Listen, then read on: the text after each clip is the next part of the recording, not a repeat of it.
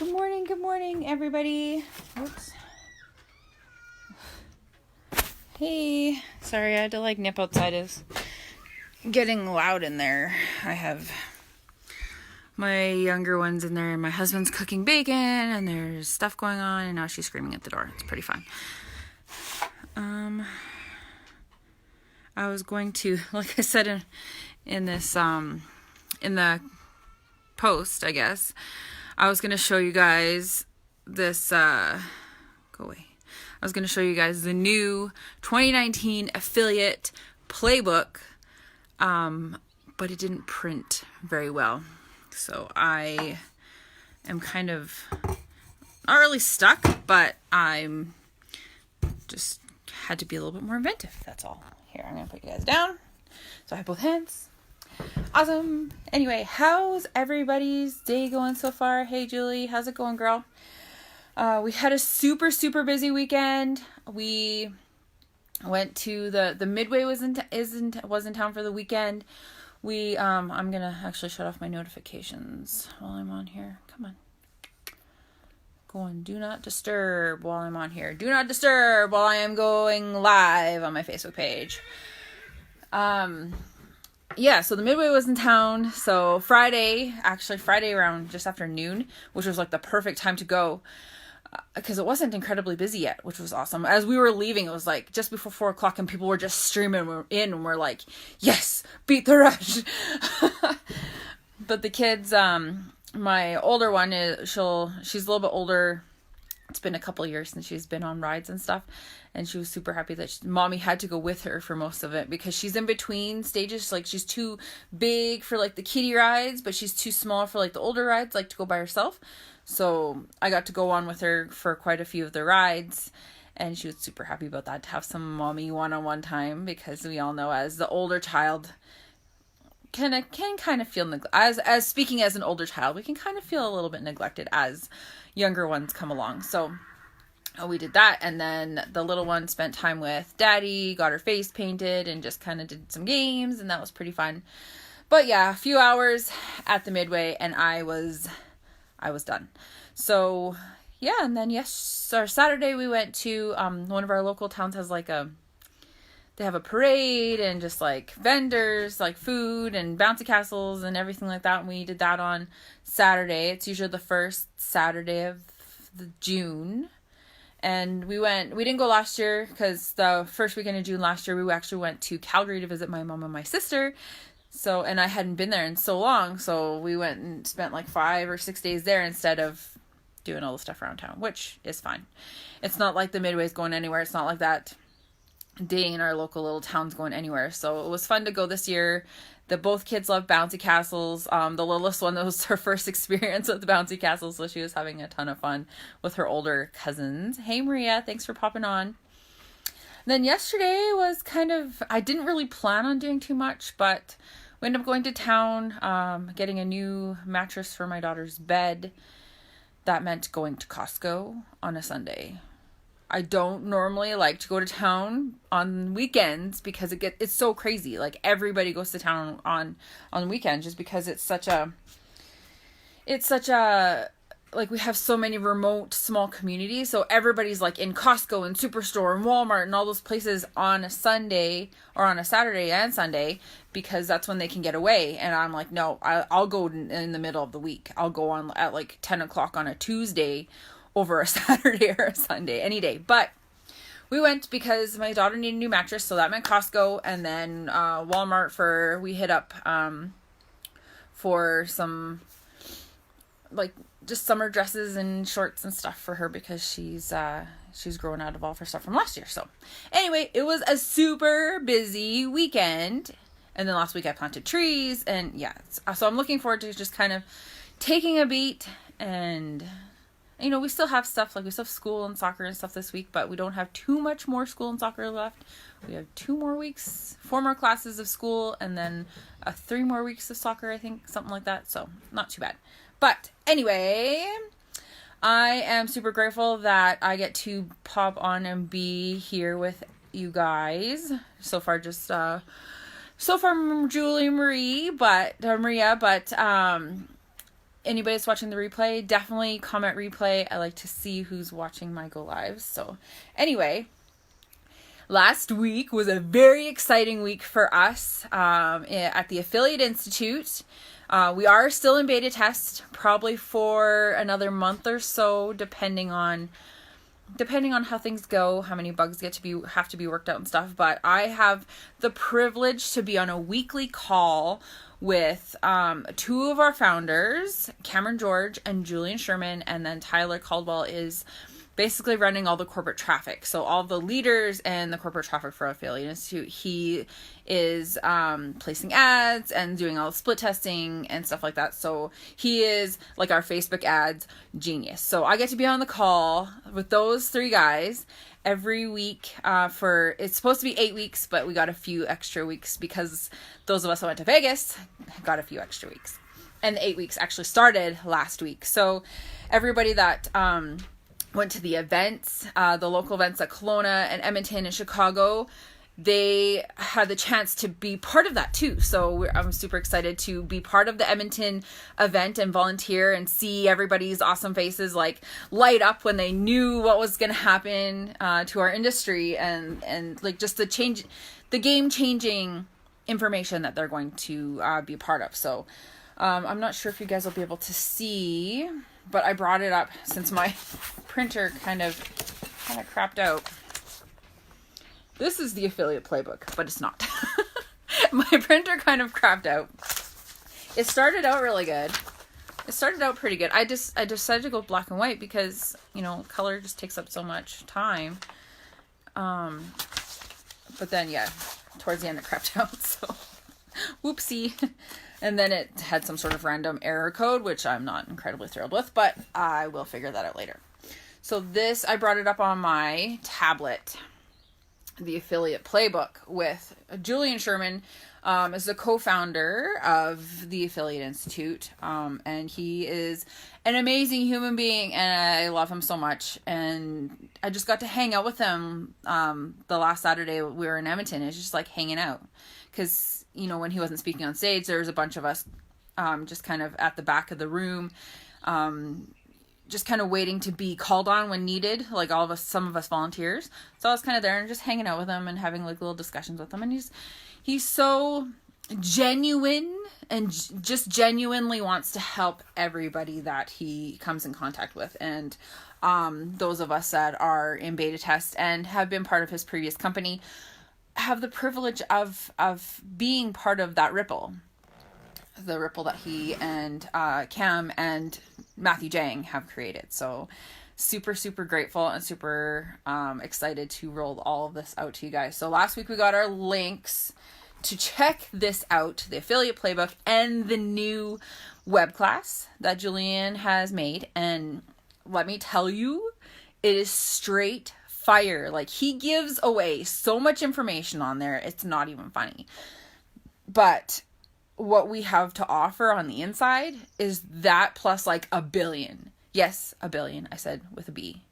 Just like Dennis Yu, who is the who instructs our Facebook ads and funnels, or like Facebook ads curriculum, has spent billions of dollars on Facebook. Yes, with a B. So that our instructors, the people that are teaching us what we need to know in our curriculum, that they are actually using real world practices and teaching us what they know. We don't have to go through and we don't have to test and spend billions of dollars on Facebook to know what works. We have Dennis Yu in our back pocket. And I'm in the middle of going through our copywriting information with Lucas Rashevsky, and that's straight fire. Like, I can't even tell you guys how amazing everything is. I'm so grateful for all of these very knowledgeable people that are coming into our world and teaching us what they know. And so we don't have to spend so much time and money trying to figure out what works, because they know what works, right? So yes, Julie, like, Lucas just takes things and he's like, this is how it goes. And you're just like, oh my goodness. He said, okay, well, this is what I'm going to teach you, but this is how I'm going to teach you.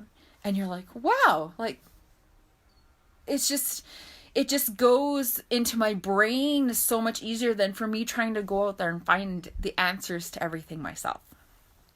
So Julian, for those of you that don't know, he is the co-founder of Affiliate Institute, and he is a college dropout, making, $10 an hour as a personal trainer. He worked really hard. He was playing with the moment. Yes, he was playing with or living with his parents in his parents' basement, and he's just like, there has to be a better way. Like, even myself, like I went to college to be a massage therapist, and I did it for like 3 years full time. Plus I had to have 2 part-time jobs besides being a massage therapist. Granted, it takes time to build your clientele in an industry like that, similar to like a personal training industry, but like to have 2 part-time jobs on top of doing massage therapy, that's just, I mean, I love doing massage. Don't get me wrong. I love doing massage. I still do it. I have my table set up as we speak. I have like friends and neighbors and stuff that come over and get massages. Not all the time, but once in a while. It's not something that I do full time. And the second year of my personal career as a massage therapist, I got carpal tunnel in both my wrists. I was so busy. I was busy from when we opened at like 9 to when I went to my second job at 7, or second and third jobs at 7. They varied back and forth. So I was busy, and I think the only day we didn't do massage was Sunday. And even then, sometimes I'd sneak in and fit in a couple clients. And my boss caught wind of that. She got mad at me because she didn't realize people were in there on a Sunday afternoon. But that's besides the point. I was working my butt off as a massage therapist, had, 2 extra part-time jobs, and all for what, right? So, and then that's when I succumbed to the fact that I'm like, maybe I should go into the oil field. I've been putting it off and not wanting to go into the oil field for so long. At that point, I was 24, 22, 23. I don't remember. Somewhere in there. My early 20s. I was in my early 20s. And I'm just like, there has to be a better way. Just kind of like what Julian went through. Like, there has to be a better way. And at that point, the better way was to move home and get a job in the oil field. I ended up joining, getting my 10-day or 2-week medic thing, like oil field medic course. And I went out and I was a medic for like 6 months. I did it full time, and I was not home at all. Not like I had a family. I lived with my mom and my sister, but that's not the point. Like, what life is that you're out in camp all the time, or you're living out of hotels, eating gross food all the time? That's not a life. That's really not a life. So kind of like Julian, I was in that place, and that's why I went into the oil field, because I didn't know anything better. The online stuff, I think I joined Facebook in 2007, and I graduated from massage school in 2003. So Facebook really wasn't even a thing when I graduated massage school. Hey, Krista, thanks for popping on, girl. And like, when I went into the oil field, and after 6 months, I was bored and sick of not being home. That's what the life of an oil field medic is. You're bored because you're sitting there until poop hits the fan, basically. Like, if you're sitting there doing nothing, twiddling your thumbs, until bam, something happens and you're up, and you have to recall all this training on a second's notice. Not very ideal, if you ask me. But that's the industry. So instead of being out in the field doing oil field medic, I decided to be still safety, but in the office. I started helping around in the office. I cleaned air packs. I filled air trailers. I maintained gas monitors, stuff like that. I cleaned trucks, kept the office looking nice, like the back office, even though the boss at the time, he liked to sweep the shop floor while he was talking on the phone. Bless his soul, and may he rest in peace. He was an amazing man, and he took me under his wing when essentially no one else would. And he super believed in me when I'm like, I don't want to be a medic anymore. He's like, come work in the office. So that's what I end up doing, is basically being a safety tech. And then after a bunch of years doing that, I'm like, I've kind of hit my glass ceiling. I end up being the superintendent for safety for this Northern Safety Division of our company, our big company. It's like a worldwide company. And I had essentially hit a glass ceiling because I'm female. Not because because I'm not passionate about safety, not because I didn't know what I was doing, but because I'm female. In the oil field, when you're female, you have a glass ceiling. I hate to break it to you. That's reality. There's an old boys club in the oil field. That's just the way it is. So I'm like, okay, well, maybe I want to do something more with my life. Maybe I want to do something more safety, like not techie, not dispatch, not babysitting air hands and medics and stuff. Maybe that's not something I want to do anymore. So I went and stopped working at that company and went to a smaller, like a construction oil field company in the same town. And they needed a safety coordinator. And I ended up developing quite a few of their safety procedures. I ended up developing also safety procedures for their sister companies. They had 3 sister companies, so that's 4 companies. And it was crazy. And I spent 3 years doing that. And it was pretty awesome. Hi, kiddo. It was pretty awesome. But then when it came time for my promotion, because when I first went to that company, I met with the safety manager, and he's like, in a few years, I don't want to do this anymore. I want to like retire or move on or something. So I'm basically training you to be the manager.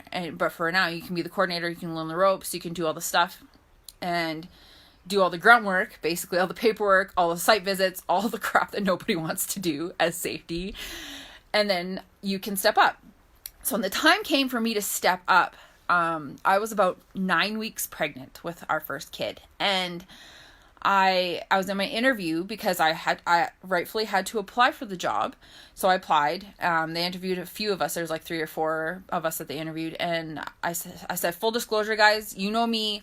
I'm honest. Like, I don't beat around the bush. And I feel like I need to tell you, I'm pregnant. I'm only like 9 weeks pregnant, but I am pregnant. And he's like, they're like, okay, yeah, sure, whatever, whatever. But in the end, they hired a man who he had a lot of wisdom under his belt. He was like, I don't know, 60 years old. I don't know how old he was. I never asked him.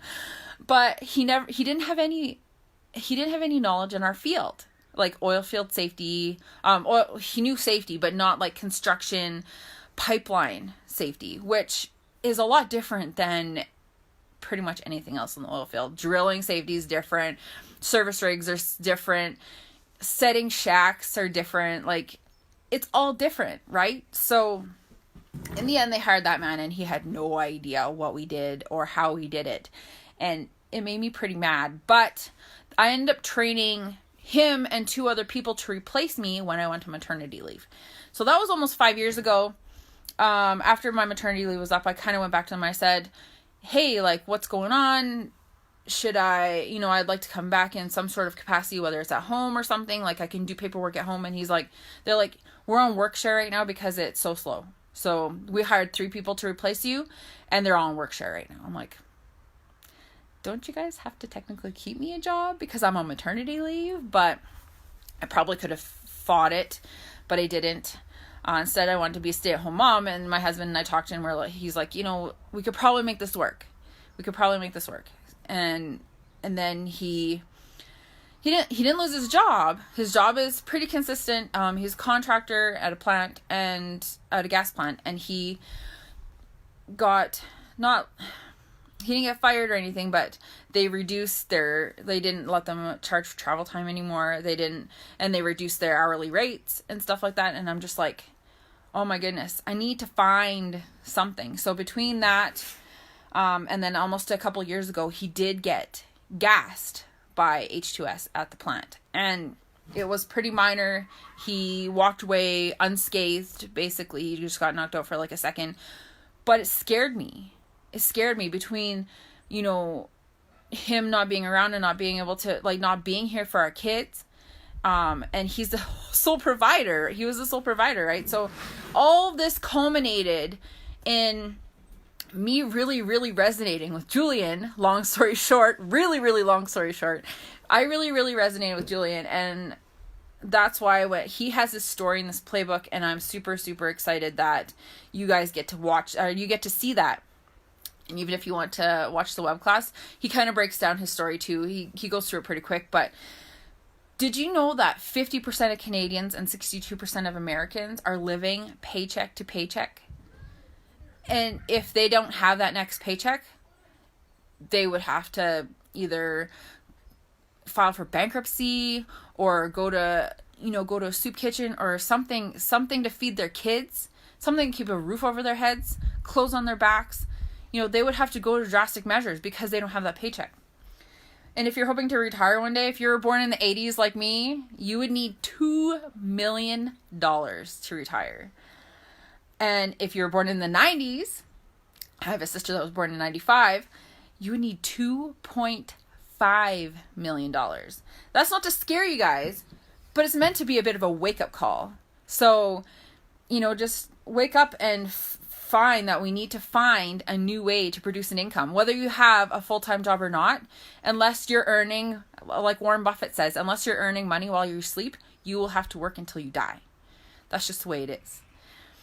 That's just the reality. So when you check out and purchase something online, 90% of the time an affiliate is making commission from your purchase.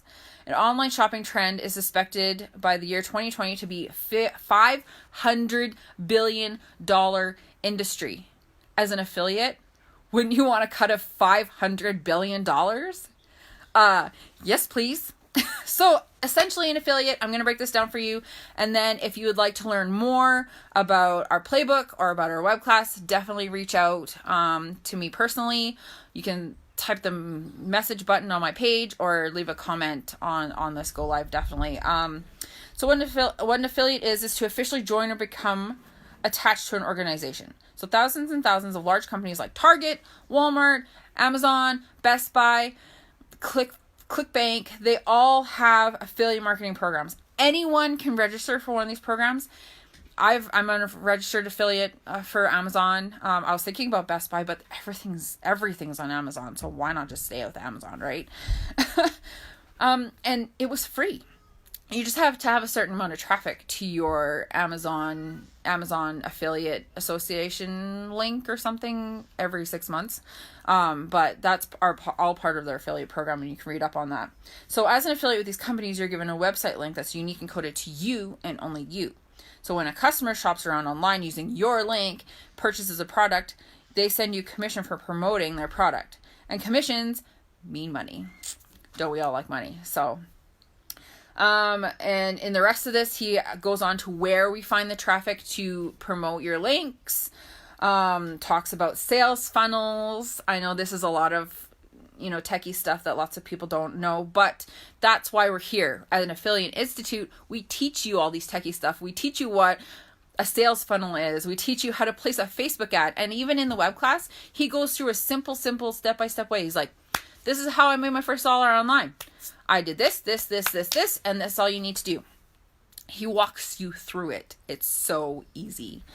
And then we've taken that, like all of these things that you need to have in order to be an affiliate marketer, and we've broken it down and we've done lots of it for you. Or if we don't do it for you in your specific product or your specific offer, then we show you how.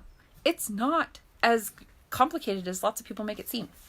So essentially, we make it simple, keeping it simple, and just showing you how an affiliate marketer operates on a day-to-day basis. So anyway, I think now that I've been a lot longer than I thought I was going to be, I always do that on these Go Lives, but thank you so much for Julie, for Krista, for Maria, for Ryan for popping on. Thank you so much for popping on live.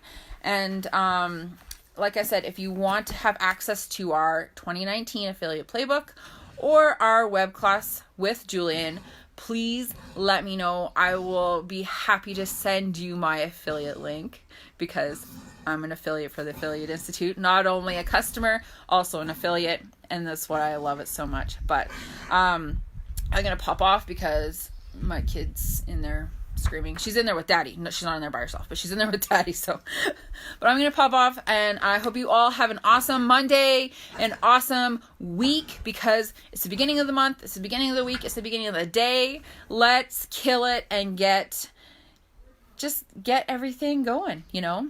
I'm going to pop off, but I hope you guys have a great day. Love and appreciate you all. Thank you so much. Bye.